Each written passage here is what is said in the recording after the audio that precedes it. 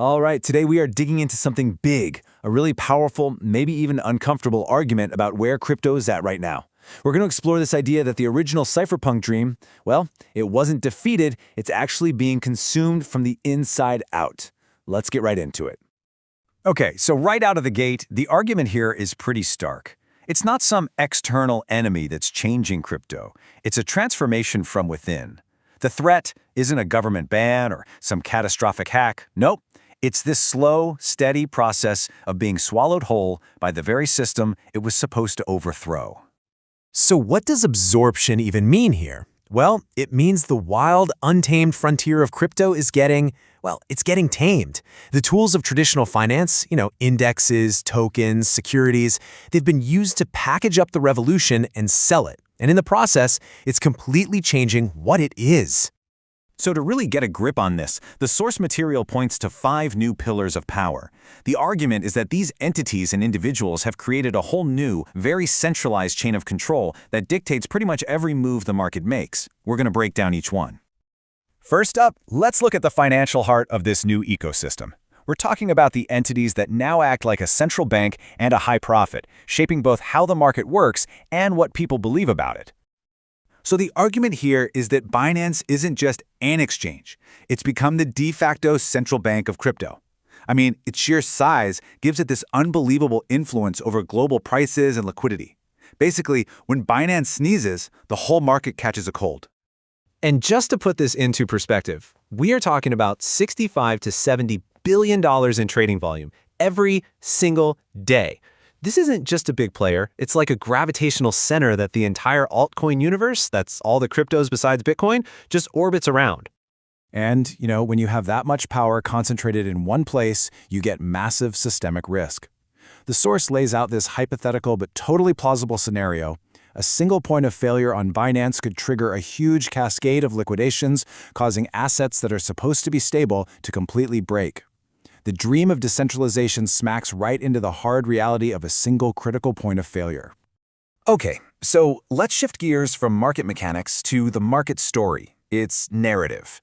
The source positions Michael Saylor as the high priest of a new religion, one built on corporate debt. His whole strategy? Borrow tons of money to pile up a massive Bitcoin treasury and then preach that gospel to hundreds of other companies. But here's the catch. The source calls this strategy a time bomb. The idea is that this isn't just conviction, it's extreme leverage, and when interest rates go up or the price of Bitcoin goes down, all that debt suddenly becomes this huge weight, creating this really fragile system where any downturn could trigger a massive wave of corporate selling. Okay, on to the next major force of absorption. This is the moment Wall Street stopped trying to fight crypto and just decided, hey, let's just buy the whole thing. It's wild how fast this all happened. I mean, in just a few months, BlackRock went from being on the sidelines to being a totally dominant force. The launch of the spot Bitcoin ETFs wasn't just another product. It was like opening up a financial superhighway, pumping institutional money directly into Bitcoin. And what's the result of that? Well, when you add up the holdings of the ETFs and these public companies, the source estimates that over 12% of all Bitcoin is no longer held directly by you and me. It's now sitting in the custody of these giant institutions, and that fundamentally changes who owns and controls the asset. And that is a huge deal, because it means the rules of the game have completely changed. The old crypto cycles, like the halving, they're getting pushed aside by the rhythms of traditional finance. The market now cares more about ETF flow data, what the Federal Reserve is doing with interest rates and credit cycles. Bitcoin is now playing in Wall Street's sandbox by Wall Street's rules. So this whole absorption thing isn't just financial, it's political too. Crypto has leveled up from being this niche asset to a pretty serious piece on the global geopolitical chessboard. It's being used for everything from political theater to projecting national power. The source points to the Trump family's ventures as a key example of crypto getting pulled into the spectacle. The argument is that, in this context, crypto isn't about technology or freedom. It's a tool for fundraising, for getting media attention, and, as the source alleges, for profiting off that hype at the expense of regular retail investors. Now let's pivot from the political stage to the very foundation of Bitcoin, mining. The whole security of the network, its hash rate, is supposed to be decentralized, right? Well, the argument here is that that's now pretty much a myth. And this is where it gets pretty startling. Despite China's official ban on crypto mining, the claim here is that Chinese-linked pools, operating through shell companies and other proxies, are quietly controlling more than half of the entire global hash rate. So what you're seeing is this new global game. Every major power is using crypto for its own strategic goals. The US uses financial tools, China controls the means of production, North Korea allegedly uses it for illicit funding. Crypto has become geopolitical ammunition.